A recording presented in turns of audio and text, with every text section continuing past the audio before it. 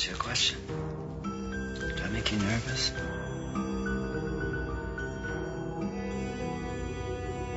You've got a married, loyal wife. Who do you think you are? You know who I am. Alan Rickman, Polly Walker, and Norman Reedus.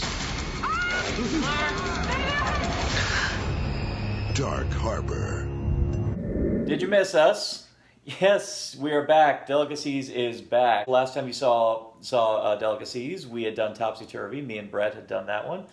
But we haven't seen you in a while, Dave. Yeah, I know. I've been busy. Well, we all have. But today is actually going to be a first for us. This is a Rare Delicacies special order from the YouTuber Aesthetic Heart. We do not know it from Adam except for who's in it. The movie is called Dark Harbor.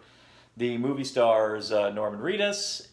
Yeah, Norman Reedus before he was basically the life support for The Walking Dead. You might need to pull the plug on that one. Please. Yeah, and Alan Rickman, who is returning to us once again because of your incredible contribution with Closet Land, which I am still raving to people about. Yeah, as you should. It's a great film. Yeah, and again, if you guys want more reference, go watch our previous episode on Closet Land, and definitely you can find it on YouTube. Remarkably, you can find it there. Check it out. Nowhere else. Spread the word, please. So, not really going to have much to say in the beginning about this. No idea. I'm intrigued. Apparently, this is Norman Reedus before even Boondock Saints. Boondock Saints is like his first real claim to fame, and then all of a sudden The Walking Dead came along. Well, this was what, 88? I don't even remember that, but I definitely... Yeah. So a couple of years after Die Hard. Well, I was going to say, it would have to be after Die Hard, because that was Alan Rickman's big... I think it was his feature debut. Yeah. So this would definitely be a couple of years afterwards. I can't think of anything to say to lead into this, but... Yeah. Let's go. So Aesthetic Heart, this was your recommendation. So however our reaction, that's on you. And for all you who want to watch it in the interim, you can find it on Amazon Prime. Correct. Amazon that was Prime. the only thing I found it on. The only thing you found it on, but we found it, which definitely helps. So we're just going to jump right in. This is Dark Harbor. All they wanted was a weekend away. Think we're gonna make it? I certainly hope so. Is she alive? All they offered was some kindness. You can't throw him out in the cold. Where's he gonna go? I just want you guys to know how much I appreciate this. Well, so that's what Alan Rickman's penis looks like. Really, dude? Yep. You do realize he was wearing a very obvious cock sock, right? I don't care. Okay, fine. I just wanted to say Okay, that. so in your mind, his dick was long and black. Okay.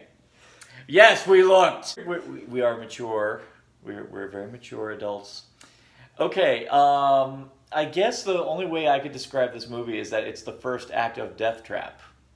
Yeah, actually, that's a very good description of it. Yeah. Yeah, it's pretty much the entirety of the first act of Death Trap. It's, okay, so getting down to the brass tacks. Alan Rickman and Polly Walker play I guess you could say turbulent couple. Turbulent? I was going full on Who's Afraid of Virginia Woolf. I wish I could agree with that. Who's Afraid of Virginia Woolf, they were much more open about how much they loathed each other. Whereas in this one, they seem to actually try to keep some kind of decorum about themselves. There is even points where it seemed like they had some kind of affection towards each other. Well, they end up stumbling across a homeless person on the side of the road who looks like he's had the crap beat out of him.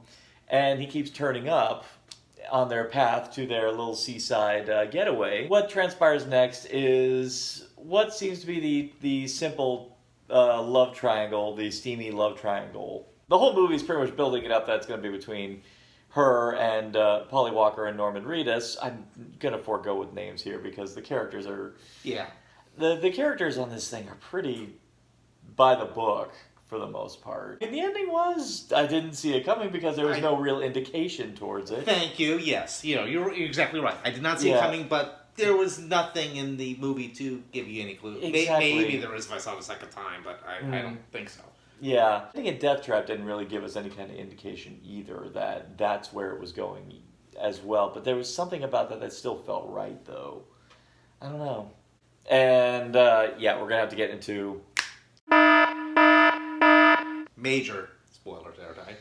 Yeah, they never really indicated there was any kind of, attraction to each other to begin with. There is a scene where Alan Rickman is talking to Norman, and he's talking about what it means to have a relationship with somebody, and that the importance of time means to the relationship. And it just occurred to me, I assumed that he was really talking to his wife.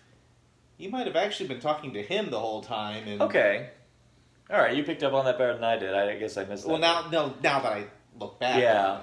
Because no, I can't pick up on it at all. Majority of it just kind of left me a little bit hollow, whether it be because of what it seemed to just go along by the numbers until, oh, by the way, this twist happens. Yeah.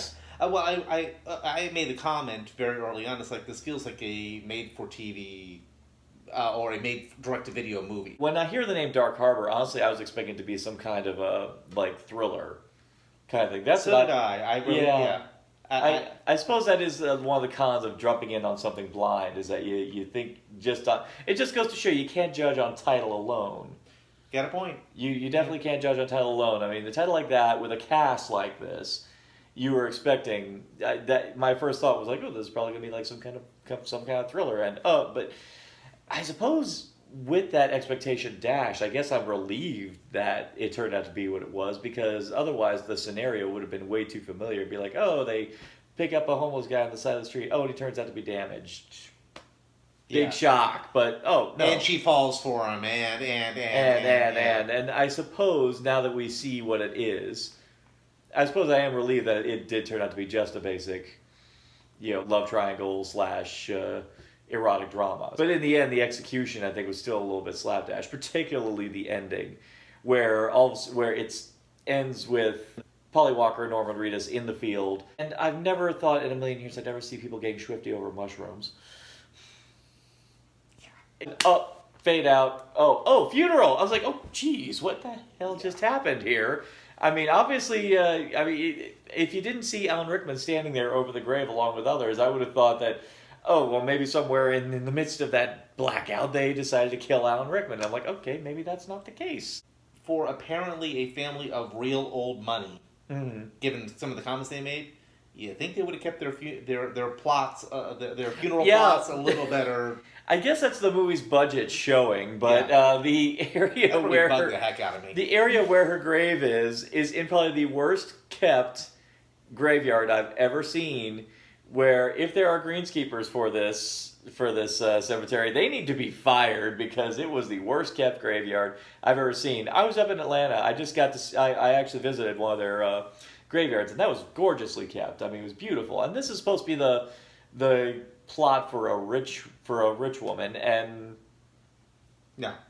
It takes place in Maine. Yeah. And the great grandfather built this beautiful house, and it's their summer home. Yeah. Their home, and I mean, they must have. Well, it's made very obvious they had a metric crap load of money. Excuse me. She has a metric crap load of money, and not specifically she, but her mother. Yeah. Yeah. It's old money. Very, very, very old money. And obviously this was just some big coup on Alan Rickman and Norman Reedus' part to get said money. Right. And it's like, are we really going to do this right in the closing minutes? And they did. I've seen this done better. Much better. Much better in so many other movies. If there's anything that can be said in its favor, I mean, at least it maintained a consistent tone, and at least the actors are still, at least Rickman for the most part, even with his, I will say in this one, he has kind of a dodgy American accent in this one. A bit. He's still getting it as all, damn it, but still. Reedus was fine. Reedus was all right. Another thing just hit me. What?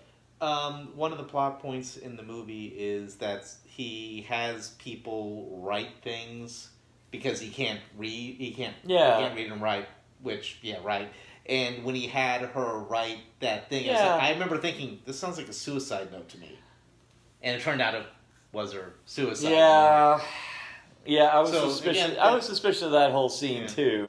And all of a sudden he starts chasing around Norman Reedus. And he has this blow up over nothing. It's like, all why of are a you sudden, being such a dick? It's a lot of this the way the dialogue's written, there just doesn't seem like a natural flow leading into this. No. I mean, there's a whole part of the movie where he just goes off golfing, and then there's a will they, won't they going on between Polly Walker and Norman Reedus for like 20 minutes straight. You know, to the point. And I guess another thing I can tick off my bucket list is Norman Reedus imitating Marilyn Monroe's Happy Birthday, Mr. President. So, for all you Daryl Dixon fetishists, watch this movie, you'll see Norman Reedus impersonating Marilyn Monroe. Which I guess is a step up from watching Mike Myers do it in Wayne's World. I guess it boils down to, if you're not a Rickman fan or a Norman Reedus fan... It's a curiosity. Yeah. That's the best I can give it, it's a curiosity. I'm sorry to say I can't recommend the film per se, but... When you've seen this scenario done better in so many different aspects, like even we just said, Death Trap. Death Trap, yeah. Go, look, if you want to see a movie like this, go watch Death Trap. That's a great movie. Yeah, Death Trap, This... not so much. Unless you really want to see Norman Reedus or you really want to see Alan Rickman. Which, Yeah. to be fair, there's reason to see both of them. There is definitely a reason, especially Norman Reedus. Despite his notoriety, we only know him for those two things. It is neat seeing him in something drastically different, I will say, compared to what we're used to seeing him in. Yeah. Oh, and he doesn't have any facial hair. Yeah, he's clean shaven, which is weird. I mean, I suppose the thing that kind of helped balance it was seeing him with a black eye and facial scars. I mean, we're used to seeing him with those, and again, forgetting that the comb was invented. Yeah. Yeah, so. And he only had one shirt. And he Let's only not had forget one shirt. One shirt throughout the span of it. But nevertheless, you're still seeing him in a different type of genre. That's the best we can give it. So, I guess in the end, many apologies, Aesthetic Heart, Dark Harbor. We appreciate the recommendation, but in the end, Dark Harbor, not on the menu. It's not menu worthy. I wanted to like it. I tried. We really tried. I mean, we really tried. We really were. We were into it. We were distractionless. No, we weren't like watching our phones or anything like that. I couldn't. My phone was propped up on the camera. But even then, I wasn't going to because I was watching. It was keeping my attention. So there's that, because I was like, it's got to be leading towards something. And at least it doesn't overstay its welcome. It's 84 minutes long, so not on the menu. Yeah, I'm sorry. Sorry. Happy birthday, Mr. President. Cocksock, that's all I'm saying. Happy birthday. We're going to jump right in. This is... I forgot about that. Which selective memory? Yeah. Okay. No, it's just absence makes the heart grow fonder. Okay. 2 you.